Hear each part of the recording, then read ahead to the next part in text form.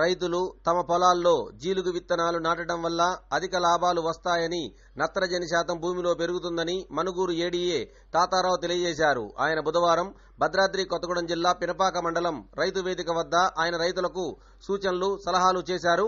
ఇప్పుడు ఆయన మాటలో విందాం. బాగా ప్రాధాన్యత పెరిగింది. అందరూ జీలుగు విత్తనాలు నాటుతున్నారు. చాలా బాగుంది ఇప్పుడు కాపు. దానివల్ల ఉపయోగం ఏంటంటే అది 45 డేస్కే దాన్ని ట్రాంప్లింగ్ అంటారు. అంటే దున్నేస్తే అది దానివల్ల ఆర్గానిక్ మ్యాటర్ పెరుగుద్ది, కర్బన శాతం పెరుగుద్ది, సేంద్రియ పదార్థం పెరుగుద్ది, చీడపీడలు రావు, చీడపీడల బెడద ఉండదు, ఖర్చు తగ్గుతుంది, పెట్టుబడి తగ్గుతుంది. రైతు చాలా హ్యాపీగా ఉన్నారు. గతంలో మాది 100 క్వింటాలంటే డబల్ అయిపోయింది.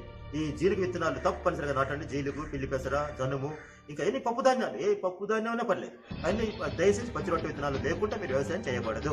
అది మిర్చి కానీ, పత్తి కానీ, ఎనీ క్రాప్ పచ్చి రొట్టెలోకి వెళ్ళండి. దానివల్ల చాలా ఉపయోగాలు ఉన్నాయి. మీ భూమి నేల స్వరూపం పెరిగిపోద్ది, ఫెర్టిలిటీ పెరుగుద్ది, అన్ని లాభాలు